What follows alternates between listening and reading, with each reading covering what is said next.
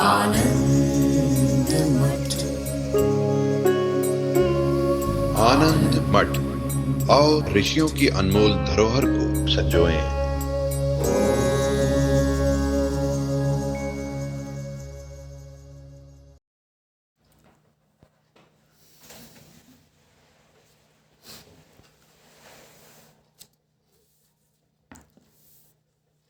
ब्रह्मा जी की प्रेरणा से श्री भरद्वाज जी वाल्मीकि ऋषि के पास जाते हैं और उनसे निवेदन करते हैं कि संसार के दुखों से छूटने का उपाय बताइए। आत्यंतिक रूप से संसार दुखों की निवृत्ति कैसे हो सकती है, ये श्री भरद्वाज जी के द्वारा प्रश्न किया गया है। और ब्रह्मा जी की भी वाल्मीकि ऋषि के लिए ये आदेश है या कहीं की प्रेरणा है कि आपने अभी अभी राम कथा का लेखन किया है, लेकिन आपको स्वतंत्र रूप से मोक्ष शास्त्र का लेखन करना है, जिससे कि तत्क्षण ही उस शास्त्र का श्रवण होते होते श्रोता की मुक्ति हो जाए। तो इसलिए वाल्मीकि ऋषि उस शास्त्र की एक पृष्ठभूमि तैयार करते हैं और भरद्वाज जी ने पूछा है कि श्री राम जीवन मुक्त हैं कि नहीं। अगर वो जीवन मुक्त हैं तो उनकी जीवन शैली कैसी है, उनका जीने का ढंग कैसा है, उनके विचार कैसे हैं। और राम जी के माध्यम से जो भी जीवन मुक्त महापुरुष होते हैं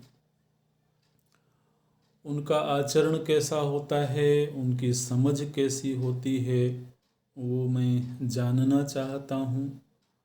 और क्यों जानना चाहते हैं, ताकि मैं भी वैसा आचरण कर सकूं। तो इस अभिलाषा से पूछा है भरद्वाज जी ने, और वाल्मीकि ऋषि उसका उत्तर आरंभ करते हैं। सबसे पहले जो जीवन मुक्त के लक्षण क्या हैं, यहाँ से विचार आरंभ करते हैं। श्री वाल्मीकि उवाच भ्रमस्य जगतस्यास्य जातस्याकाशवर्णवत् अपुनः स्मरणं मन्ये साधो विस्मरणं वरम। बिल्कुल आरंभ से ही बिना कोई पृष्ठभूमि बनाए और सीधे अध्यात्म के शीर्ष में पहुंच जाते हैं और वहीं से चर्चा को आरंभ करते हैं। वाल्मीकि ऋषि कहते हैं कि मेरी दृष्टि में जीवन मुक्ति का स्वरूप ये है कि जहाँ उस जीवन मुक्त को जगत का स्मरण भी न होवे, विस्मरणम वरम मन्ये। ये बड़ी माने एक होता है कि धीरे धीरे करके विचारों को विकसित किया जाता है, और फिर विचार के अंतिम सोपान जो कि शास्त्र का अंतिम निर्णय होता है, वहाँ पहुँचा जाता है। लेकिन हमारे जो वेदांत के शास्त्र हैं वो अपना निर्णय आरंभ में ही रख देते हैं और फिर उन निर्णयों पर चिंतन आगे होता है। माने प्रश्न का उत्तर आरंभ में ही दे दिया जाता है और फिर उस उत्तर तक कैसे पहुंचना है वो सवाल धीरे धीरे हल किया जाता है। जैसे गणित की पुस्तक में उत्तर अंत में दिया जाता है, पहले आप हल करिए और फिर आपको उत्तर मिलेगा। वेदांत ये जानता है कि वेदांत को पढ़ने वाले जो लोग हैं वो असाधारण लोग हैं। जैसा अधिकारी प्रकरण में निरूपण होता है तो उस अधिकारी के स्वभाव चरित्र के आधार पर यह तय होता है कि वेदांत पढ़ने के लिए अगर कोई प्रस्तुत हुआ है और वेदांत चिंतन की योग्यता है उसमें, तो वो कोई साधारण व्यक्ति नहीं है। उसके पास में एक बौद्धिक प्रखरता है, बुद्धि की सूक्ष्मता है, बुद्धि की तीक्ष्णता है। इसलिए वो सीधे उच्चतम स्तर से ही अपनी बात शुरू करते हैं। बोलते हैं कि विस्मरणम वरम मन्ये साधो, हे साधु, विस्मरण ही मेरी दृष्टि में श्रेष्ठ है। विस्मरण किसका? तो बोलते हैं कि भ्रमस्य जगतस्य अस्य जातस्य आकाशवर्णवत्। बड़ी धैर्य के साथ में इन सिद्धांतों को सुनना है। जिन लोगों की पृष्ठभूमि थोड़ा कमज़ोर होगी वो भी धैर्य के साथ श्रवण करेंगे तो धीरे धीरे करके वो तैयारी बन जाएगी। वाल्मीकि ऋषि बोलते हैं कि यह जो दृश्यमान जगत है, जिस जगत के विषय में दार्शनिकों ने और शास्त्रों ने ये बात कही है कि ये जगत उत्पन्न हुआ है, वस्तुतः ये एक भ्रम मात्र है। आकाश वर्णवत, जैसे कि कोई अगर ये कहे कि आसमान में नीलिमा की उत्पत्ति हुई है ना, तो आप लिखने से ज़्यादा श्रवण पर ध्यान दीजिएगा। जितना ज़रूरी हो कोई विशेष बिंदु ही लिखें और अध्ययन भी आप अन्य काल में ही करें। कक्षा के साथ साथ ही आप यदि अध्ययन अथवा लेखन करेंगे तो फिर वो श्रवण में आनंद नहीं आएगा। तो बोलते हैं कि आकाश वर्णवत, जैसे कि आकाश में जो रंग दिखाई देता है,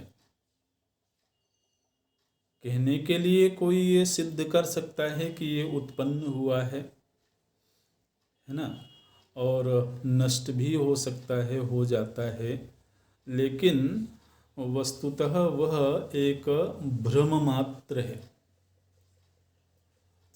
तो जिस तरह से आकाश में दिखने वाला रंग भ्रम मात्र है, इसी तरह से दृश्यमान समूचा प्रपंच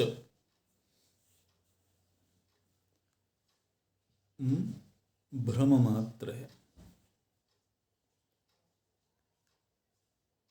भ्रम आप समझते हैं, भ्रम का अर्थ कोई वस्तु नहीं हो करके भी प्रतीत हो जाए, है ना, उसको भ्रम बोलते हैं। भ्रम और ब्रह्म, इन दोनों में बहुत ज़्यादा अंतर नहीं है। ब्रह्म की अप्रतीति, ब्रह्म का अबोध भ्रम को जन्म देता है। ब और भ में व्याकरण की दृष्टि से अभेद माना गया है, बभयोर अभेदः। तो ब की जगह भ हो जाए तो भ्रम हो जाएगा। माने बात यह है कि ब्रह्म के नहीं दिखने से ही जगत दिखेगा, और जगत का दिखना बंद हो जाएगा तो ब्रह्म दिखने लगेगा। ऐसा तो क्या कहते हैं, भ्रमस्य अस्य जगतः, अस्य जातस्य जगतः, अस्य जातस्य जागतस्य, यह जो उत्पन्न हुआ जगत है, ये जगत कैसा है? बोले यह भ्रम मात्र है। और जब कोई वस्तु भ्रम मात्र होती है, माने नहीं हो करके भी प्रतीत हो रही हो, तो उसको बार बार याद भी क्यों रखना? इसलिए जीवन मुक्ति का क्या लक्षण बताते हैं कि अपुनः स्मरणम। एक बार जब किसी महापुरुष को इस बात का निश्चय हो जाए कि यह केवल भ्रम मात्र है, तो उसका वह पुनः पुनः स्मरण नहीं करेगा। यहाँ पर स्मरण से तात्पर्य है सत्यत्वेन स्मृति। जैसे अज्ञान काल में हम जगत को सत्य के रूप में मानते हैं, स्वीकार करते हैं, और स्वाभाविक है, सत्य है और सुखद है, तो उसका पुनः पुनः स्मरण तो होगा।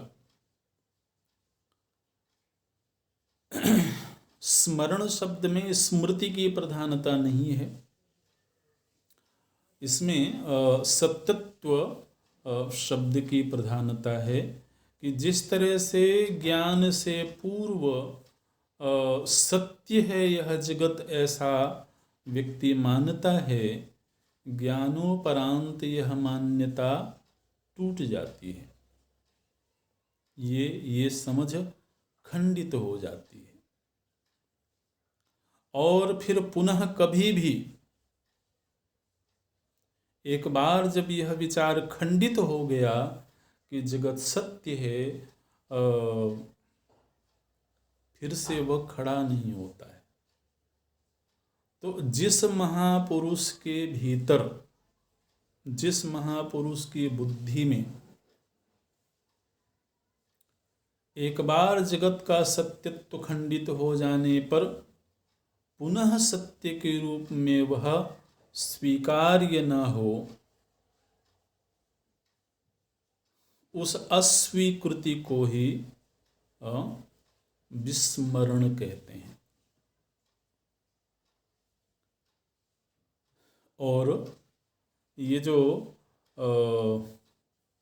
स्मरण है, यह तो संस्कार जनित होता है, वासना जनित होता है। तो इसलिए चित्तवृत्ति जब तक रहेगी प्रारब्धवशात, तब तक उसमें संस्कारों का उदय और संस्कार पूर्वक स्मृति वो तो होती रहेगी, लेकिन सत्य के रूप में स्मृति नहीं होगी। सत्य के रूप में अगर किसी की स्मृति होगी तो वो जो सत्य वस्तु है। अर्जुन बोलते हैं स्मृति ही लब्धा, तो वहां स्मृति लब्धा का अर्थ स्मृति से तात्पर्य नहीं है, स्मरण से तात्पर्य नहीं है, है ना। वहां तात्पर्य है कि मुझे जो वस्तु पहले से ही विद्यमान थी, उस पूर्व से विद्यमान वस्तु का इस समय साक्षात्कार हो गया। तो स्मृति जो होती है वो किसी नवीन वस्तु को उत्पन्न नहीं करती है। स्मृति नवीन ज्ञान को नहीं बोलते हैं। स्मृति क्या है वेदांत की दृष्टि में?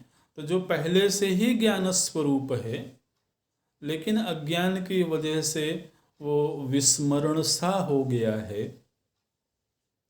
तो उस पूर्व सिद्ध ज्ञान का पुनः जागृत हो जाना, ये वेदांत की दृष्टि में स्मृति है। और स्वाभाविक है, जब सत्य की स्मृति जाग गई तो असत्य का विस्मरण होना ही है।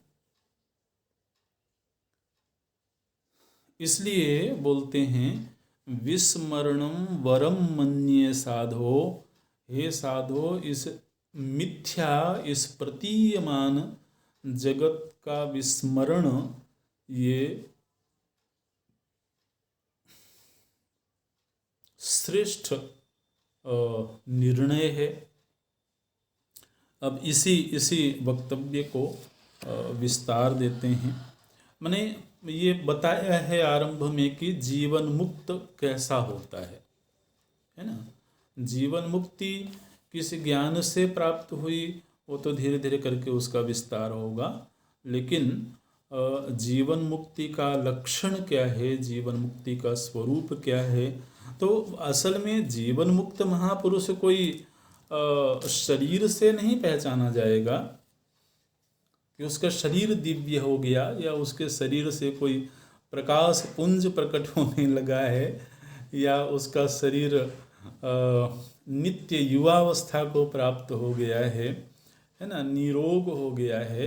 इस तरह से स्थूल शरीर से जीवन मुक्ति की पहचान नहीं होती है और ना ही मन बुद्धि से होती है। जीवन मुक्ति की पहचान होती है बोध से, है ना। जब तक हमें जगत का स्मरण है, स्मरण माने जब तक जगत हमको सत्य के रूप में मालूम पड़ रहा है तब तक बद्ध हैं, और जगत का सत्यत्व खंडित हो गया तो वही विस्मरण है। क्योंकि जब देखिए व्यवहार में भी हम देखते हैं किसी दृश्य से हम अत्यधिक प्रभावित हुए, अगर वह भयभीत करने वाला है तो भयभीत हो गए, सुख देने वाला है तो सुखी हो गए, हर्षित हो गए। लेकिन बाद में जब पता लगा कि अरे वो तो केवल एक भ्रम मात्र है ना। भ्रम जो होता है वो हमेशा दुखद ही होता है, ऐसा नहीं है। हमारे शास्त्रों में वर्णन आया कि समुद्र के किनारे टहल रहे हैं और सीप पड़ी हुई है, उसमें रजत का भ्रम हो गया, चांदी का भ्रम हो गया। तो अब उस दृश्य को देख करके तो मन हर्षित हो गया, सुखी हो गया।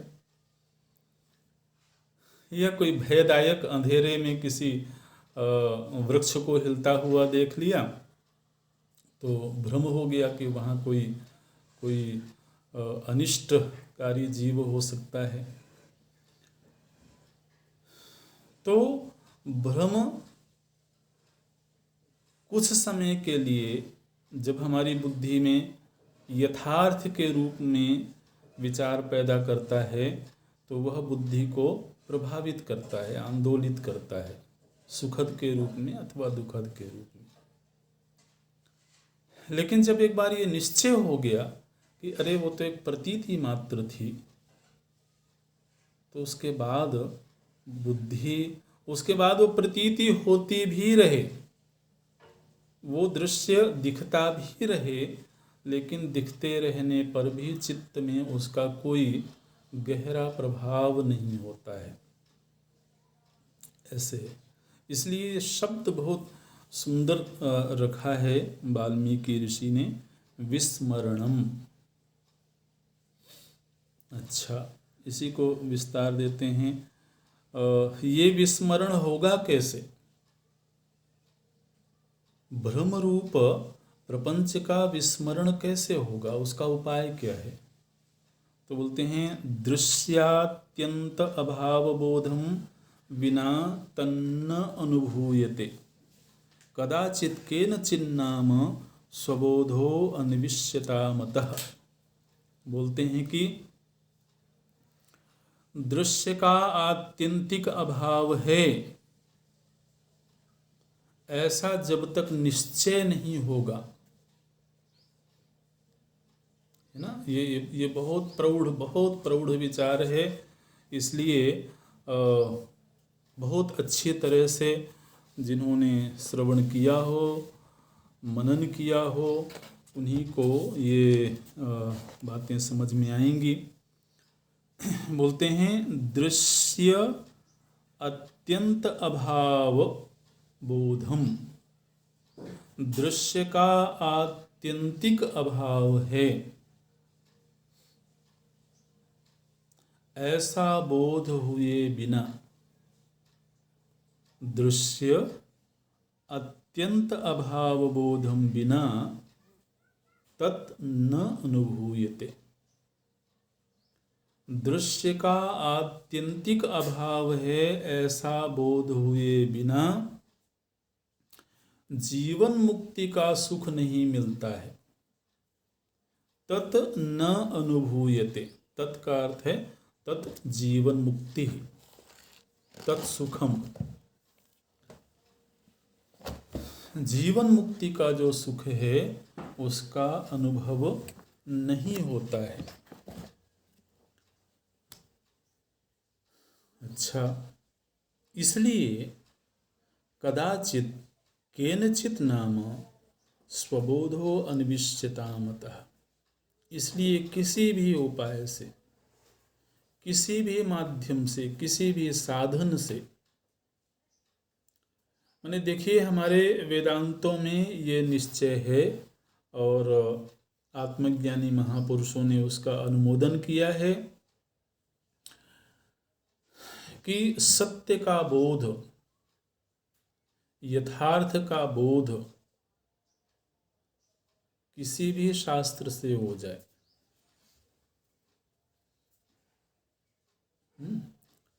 किसी भी आचार्य की प्रेरणा से हो जाए, लेकिन वो सत्य होना चाहिए, वो उपनिषद सम्मत होना चाहिए। तो उसका सहारा लेना चाहिए। बोलते हैं कदाचित केनचित नाम,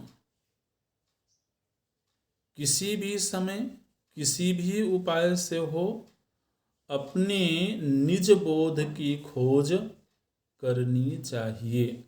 स्वबोध अन्विष्यताम, स्वबोध, स्वयं का बोध, क्योंकि स्वयं की यथार्थता का बोध ही दृश्य के अभाव का निश्चय करेगा।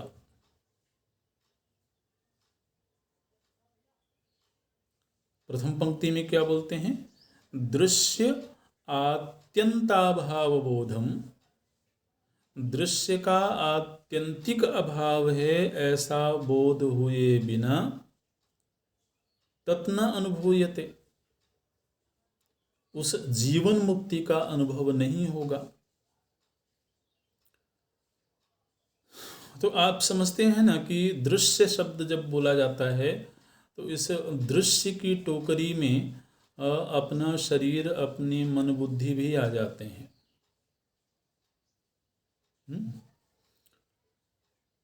जब कभी कोई ऐसा प्रश्न कर रहा होता है कि जो दृश्य है, जबकि हम इससे प्रभावित हो रहे हैं, इससे हम सुखी दुखी हो रहे हैं, तो फिर सुख दुख देने वाले जगत का अत्यंत अभाव कैसे हो सकता है?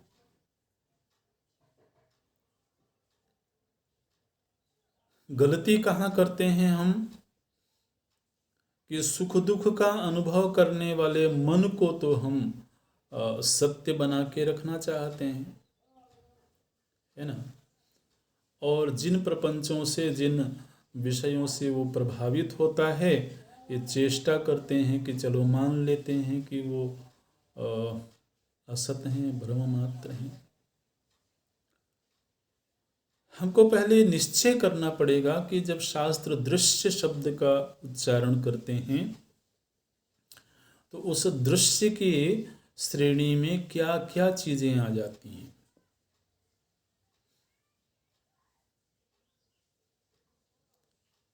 उसमें बाह्य इंद्रिय गोचर विषय से लेकर के स्वयं इंद्रिय, इंद्रिय का गोलक, इंद्रिय को प्रेरित करने वाला मन, मन को प्रेरित करने वाली बुद्धि, बुद्धि का नियामक अहंकार, ये सब दृश्य की श्रेणी में है। और ये सब दृश्य हैं, ऐसा निश्चय तब तक नहीं प्राप्त हो सकता है जबकि आत्मबोध न प्राप्त हो जाए। इसलिए क्या बोलते हैं, स्वबोधो अनविष्यताम, स्वयं के बोध का अन्वेषण करना चाहिए, क्योंकि इसी से दृश्य के आत्यंतिक अभाव का निश्चय होगा और उस निश्चय से ही जीवन मुक्ति का सुख प्राप्त होगा। मानो कि भरद्वाज जी ने पूछा कि भगवान आप ही बताइए कि ऐसा जो बोध है उस बोध की प्राप्ति कहाँ हो सकती है। तो बोले उस बोध की प्राप्ति के लिए ही मैंने इस योग वासिष्ठ ग्रंथ का प्रणयन किया है। सच यह संभवति एव, ऐसा जो बोध है, बोध का स्वरूप स्पष्ट रखें। स्वयं के बोध का क्या स्वरूप है उसकी भी चर्चा नहीं की गई। अभी चर्चा की जो शुरुआत हुई वो यहाँ से हुई कि जो दृश्यमान प्रपंच है वो मिथ्या है, वो भ्रम है। और यहाँ से शुरुआत क्यों हुई? क्योंकि ये प्रश्न किया गया था कि सांसारिक दुखों से निवृत्ति कैसे हो सकती है ना। तो दुख के जो हेतु हैं, अगर ये कह दिया जाए कि वो हेतु तो है ही नहीं, कभी कभी ऐसा होता है ना कि हम किसी गलत फहमी में होते हैं, किसी के प्रति हम कुछ गलत धारणा बना लेते हैं और गलत धारणा बना करके हम दुखी हो जाते हैं। उस व्यक्ति ने ऐसा कहा, उस व्यक्ति ने ऐसा सोचा, उस व्यक्ति ने ऐसा व्यवहार किया। और कालांतर में जब स्पष्टीकरण हुआ कि जैसा हमने सोचा था वैसा तो वस्तुतः था नहीं, तो क्या हुआ? वो जो गलत फहमी थी उसने हमको जितना कष्ट दिया, बाद में अपने आप को ही ग्लानि होती है कि कष्ट का हेतु तो नहीं था। आप लोग बोलते हैं मिसअंडरस्टैंडिंग हो गई। ये तो सारी दुनिया की कहानी कुछ ऐसी मालूम पड़ती है कि होता कुछ और है और कुछ और ही मान बैठते हैं। तो अगर ऐसा हो जाए, देखिए आचार्य के अपने विचार को प्रस्तुत करने के बड़े निराले ढंग होते हैं। कोई आचार्य किसी ढंग से विचार रखते हैं, कोई किसी ढंग से विचार रखते हैं। कोई शिष्य जाए आचार्य के पास में और कहे कि उस व्यक्ति की वजह से मुझे बड़ा कष्ट हुआ, और आचार्य कहते हैं कि जिस व्यक्ति की वजह से तुमको कष्ट हुआ उस व्यक्ति का तो कोई अस्तित्व ही नहीं है। वो तो केवल एक भ्रम मात्र था, तुम्हारे सामने खड़ा हो गया था। तो कभी कभी ऐसा भी होता है। इसलिए आचार्य कहाँ से प्रस्तुत करते हैं कि दृश्य का आत्यंतिक अभाव है।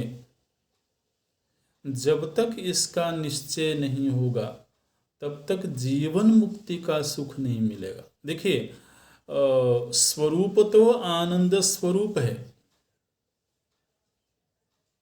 और वो नित्य प्राप्त है।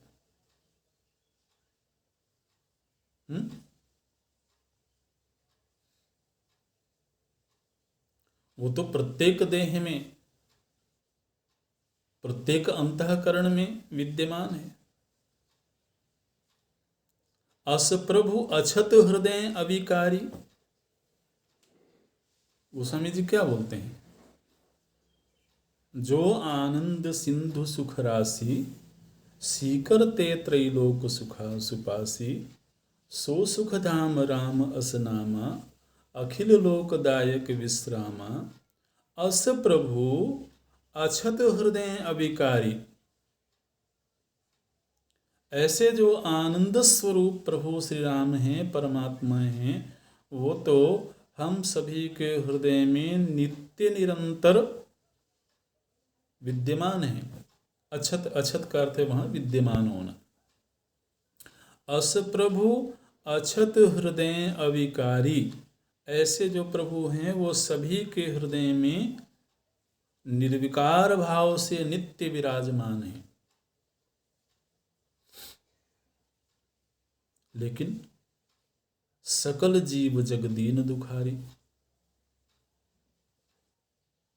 परम आनंद स्वरूप परमात्मा की हृदय में नित्य उपस्थिति होने के बाद भी हम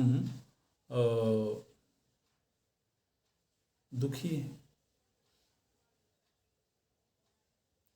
तो सुख प्राप्ति का हेतु असल में स्वरूप नहीं है, क्योंकि वो तो सुख स्वरूप पहले से ही विद्यमान है।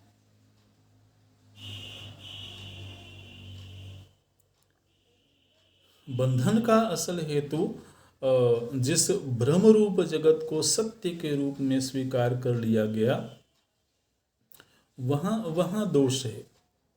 इसलिए जब हम ये कल्पना करते हैं, कोई साधक गंभीर होता है और वो ये ख्याल करता है कि किसी दिन अगर मेरी जीवन मुक्ति हो जाएगी तो उस दिन मुझे कैसा आनंद प्राप्त होगा, कैसा सुख प्राप्त होगा।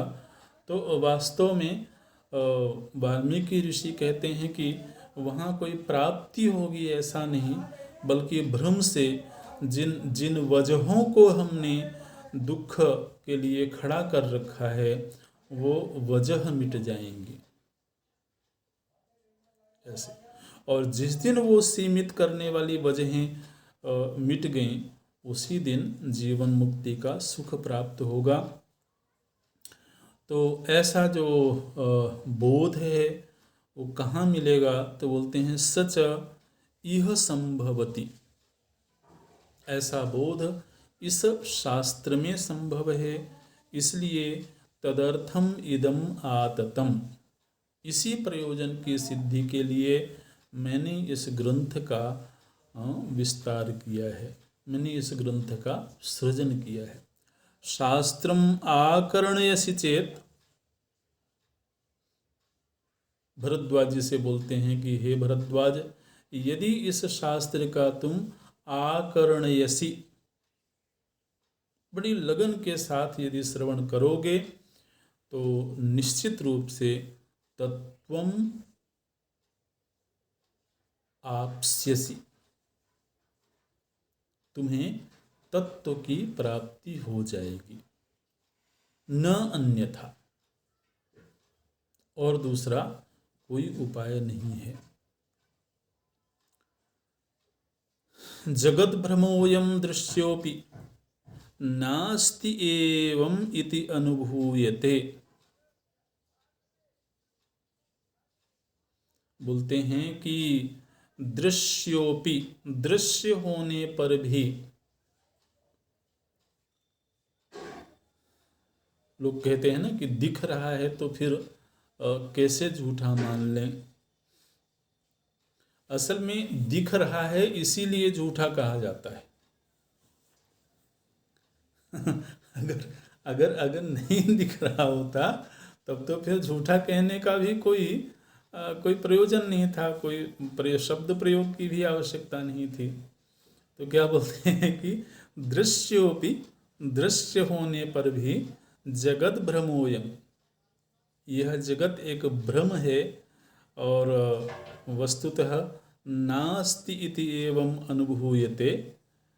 जीवन मुक्त महापुरुष का ऐसा अनुभव प्राप्त होता है कि यह नहीं है। वर्णो व्योम्नि इवाखेदात विचारेण अमुनानघ। जिस तरह से व्योम में, आकाश में कोई वर्ण नहीं है, जिस तरह से आकाश में कोई रंग नहीं है। आकाश केवल नीला ही नहीं दिखाई देता है, आकाश में बहुत तरह के रंग दिखते हैं, है ना। इंद्रधनुष भी आकाश में ही दिखता है। और प्रातःकाल देखेंगे भोर में तो रक्तिम दिखाई देता है, पीत वर्ण का दिखाई देता है। तो आकाश में कई तरह के रंग दिखाई देते हैं, लेकिन वो दिखते हुए भी वस्तुतः आकाश रंगहीन है। आकाश कभी भी रंग से मिश्रित नहीं हुआ। तो इसी तरह से दृश्यमान प्रपंच दिखते हुए भी वस्तुतः नहीं है। ऐसा निरंतर विचार करने से ही बोध की प्राप्ति होगी। दृश्यम न अस्ति बोधेन मनसो दृश्यमार्जनम संपन्नम चेद उत्पन्ना परानिर्वाण निर्वृत्ति। दृश्य का आत्यंतिक अभाव है, ऐसा निश्चय कैसे होगा? तो बोलते हैं वो निश्चय होगा एक वृत्ति के जरिए।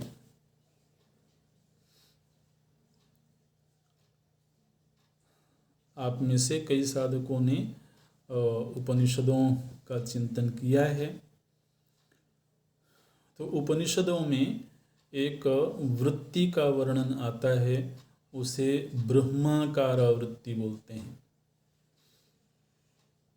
तो ये जो ब्रह्माकाराकारित वृत्ति है, यह वृत्ति ही दृश्य का निवारण करती है, अज्ञान का निवारण करती है, और अज्ञान मूलक ही भ्रम है।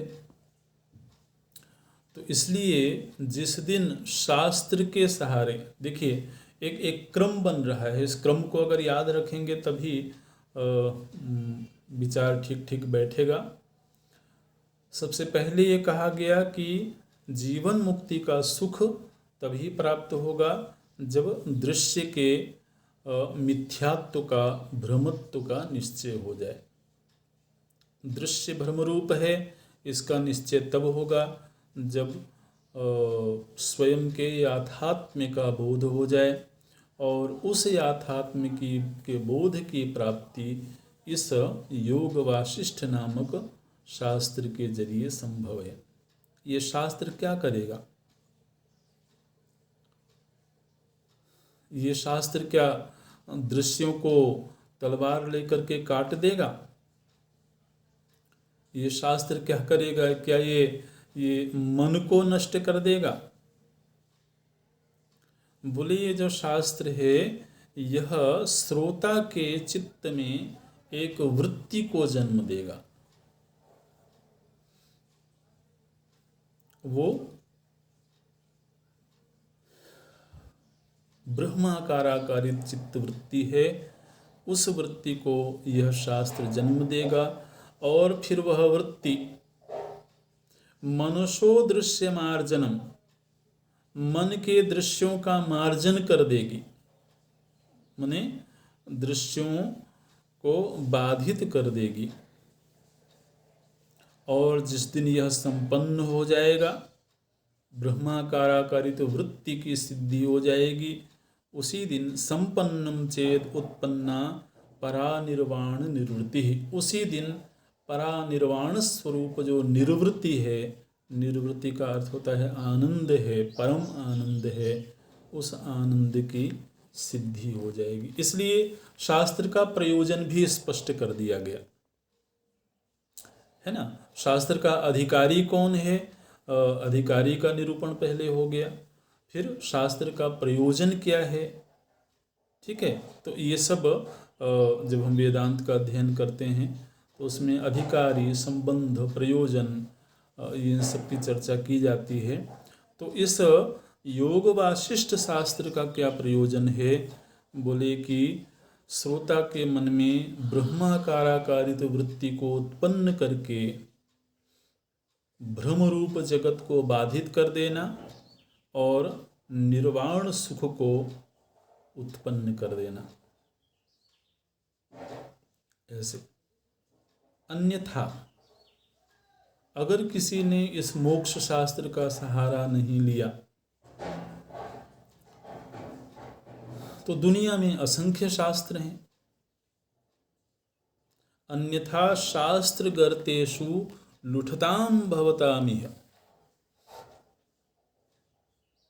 अन्यथा तो दुनिया के जो दुनिया को ही सत्य बताने वाले शास्त्र हैं, उन शास्त्रों के गर्त में डूब करके और तुम लौटते रहो। ये भाषा प्रयोग करते हैं, लुठताम। रसायन शास्त्र, भौतिक शास्त्र कभी ये कहेगा कि दृश्य ब्रह्मरूप है? वो तो सिद्ध करेगा कि ये वस्तु कैसे सत्य है। तो इसलिए जो दुनियावी शास्त्र हैं, अगर केवल उन्हीं शास्त्रों का आलोडन विलोडन करते रहे, उन्हीं शास्त्रों के सहारे जीवन जीते रहे, तो लूठताम भवताम यह, तो तुम इसी दुनिया में लौटते रहो, सुख दुख का अनुभव करते रहो। भवति अकृत्रिम अज्ञानाम कल्पैरपि न निवृत्ति। और केवल संसार संबंधी शास्त्रों का आश्रय लेने वाले लोगों को कल्प कल्पांत तक भी निर्वृत्ति की प्राप्ति नहीं हो सकती। निर्वृत्ति, ये शब्द आप ध्यान में ले लीजिएगा, क्योंकि ये शब्द ग्रंथ में बार बार आएगा। तो हो सकता है कि हम हर बार उस शब्द की व्याख्या न करें। देखिए, एक होता है निवृत्ति, है ना, निवृत्ति, और एक होता है निर्वृत्ति। निवृत्ति का अर्थ होता है छूट जाना। लोग कहते हैं वहां से हमने निवृत्ति ले लिया, है ना, उसको छोड़ दिया, त्याग दिया, छोड़ दिया, ऐसे। तो निवृत्ति का अर्थ तो होता है छूट जाना, और निर्वृत्ति, ये शब्द आपके ध्यान में आ रहा होगा, अंतर क्या है उसमें। निर्वृत्ति का अर्थ होता है आनंद, परम आनंद। तो जैसे बोला गया निर्वाण निर्वृत्ति, निर्वाण का जो सुख है, ऐसे। तो बोलते हैं कि कल्पैरपि न निर्वृत्ति।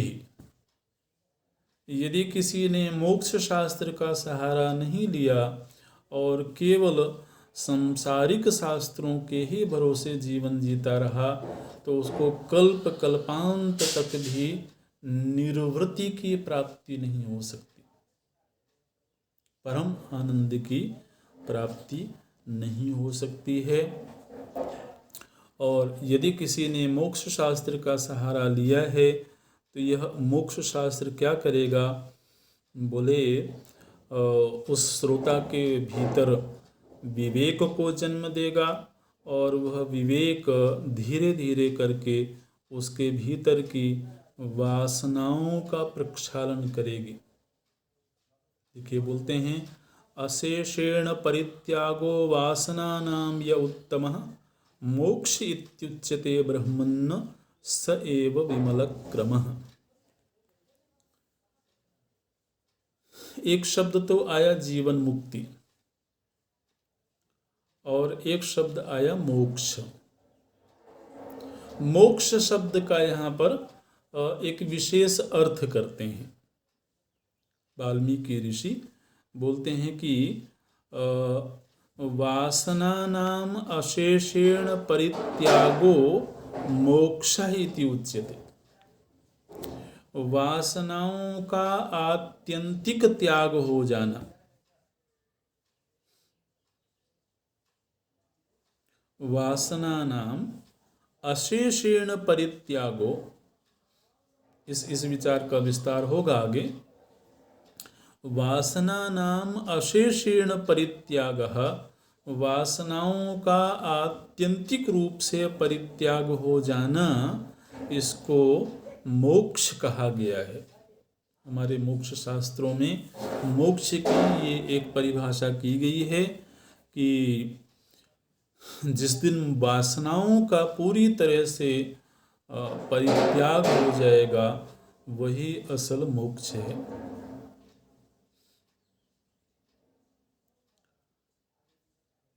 अब प्रश्न आया कि जब तक मन है तब तक वासनाओं का त्याग तो नहीं हो सकता, क्योंकि मन ही तो वासनाओं का अधिकरण है, मन ही तो वासनाओं का आश्रय स्थल है। तो बोले कि वासनाओं का क्षय होते होते मन भी गलित हो जाएगा, क्योंकि मन वस्तुतः वासनाओं का ही पूंजीभूत रूप है। तो क्या कहते हैं, क्षीणायाम वासनानाम तु चेतो गलति सत्वरम। जैसे जैसे वासनाओं का क्षय होता जाएगा वैसे वैसे चेतः गलति, ये जो चित्त है, मन है, यह गलित होता जाएगा। ठीक वैसे ही क्षीणायाम शीत संतत्याम ब्रह्मन् हिमकणो यथा। प्रातः काल की वेला में हम देखते हैं शीत ऋतु में तो पत्तों में ओस की बूंदें पड़ी होती हैं, बर्फ की बूंदें पड़ी होती हैं, है ना, पेड़ों में, घास में, पत्तों में। और जैसे जैसे धूप खिलती है, जैसे जैसे शीत दूर होती है, वैसे वैसे वो जो हिमकण हैं वो भी पिघल जाते हैं। शीत की निवृत्ति से क्षीणायाम शीत संतत्याम, शीत की संतति जो सर्दी है वह जैसे जैसे कम होती जाएगी वैसे वैसे हिमकण भी पिघलते चले जाएंगे। ये दृष्टांत किसके लिए दे रहे हैं, वासना और मन के लिए। तो ठीक इसी तरह से बर्फ पड़ी होती है ना, पहाड़ों में बर्फ पड़ी होती है, तो जैसे जैसे गर्मी बढ़ती है, धूप खिलती है, वैसे वैसे वो पिघलने लगती है। और कभी ऐसा भी होता है कि पूरी तरीके से वो समाप्त हो जाती है। ठीक इसी तरह से कहते हैं कि वासनाओं का जैसे जैसे क्षय होता जाएगा वैसे वैसे चित्त भी गलित होता जाएगा। अच्छा, बोले प्रभु जी, अगर स्थूल शरीर रहेगा तो वो बिना मन के तो नहीं रहेगा, और मन होगा तो वासना से वासित होगा मन। तो बोलते हैं अयम वासनया देहो ध्रियते भूत पंजरा तनुना अंतर्निविष्टेन मुक्तौघस्तंतुना यथा। देखिए ये एक विचार का एक ढंग है, आचार्य का एक तरीका है। बोले कि ये जो शरीर है ना, स्थूल शरीर, ये स्थूल शरीर कोई एक पिंड नहीं है। ये क्या है बोले, अनेक भूतों को एक जगह पर गूंथ दिया गया है। बड़ा सुंदर दृष्टांत देते हैं। बोले जैसे कि मोती होते हैं, बहुत सारे मोती बिखरे रहते हैं, और उनको एक तंतु में, एक धागे में उनको पिरो दिया जाए, तो ऐसा लगता है कि जैसे वो एक यूनिट बन गई, एक माला बन गई। तो वो माला तभी तक है जब तक उसमें वो धागा है, जब तक वो तंतु है। जैसे ही वो तंतु टूट जाएगा, वो सब मोती पृथक पृथक बिखर जाएंगे। तो ठीक इसी तरह से बोलते हैं ये जो शरीर है, ये तो 5 तरह के धातुओं को मिला करके एक पिंड बना हुआ है। ये जो क्या भूत पंजरा, जो पंचभूत हैं, इनको एकत्र कर दिया गया है, और इस तरीके से उनको मिला दिया गया है कि वो एक ही यूनिट मालूम पड़ती है, एक ही पिंड मालूम पड़ता है। और इसमें धागा क्या है बोले, वासनाओं का धागा है। ये जिस दिन वासनाओं का धागा टूट गया, उस दिन ये जो अलग अलग भूत हैं ये बिखर बिखर बिखर जाएंगे। और इसीलिए बोलते हैं कि जब किसी का शरीर पूरा हो जाता है तो कहते हैं पंचत्वम गतः, उनका जो शरीर है वो पंचत्व में मिल गया। ऐसे तो वासनाओं के प्रक्षालन से मन का लय होगा, और वासनाओं के नष्ट होने से ही शरीर भी बाधित होगा, ऐसा बोलते हैं। ओम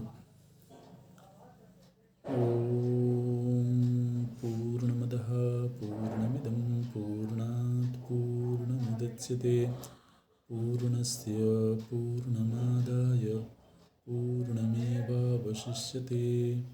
ओम शांति शांति शांतिः।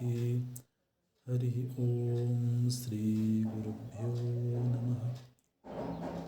हरि ओम।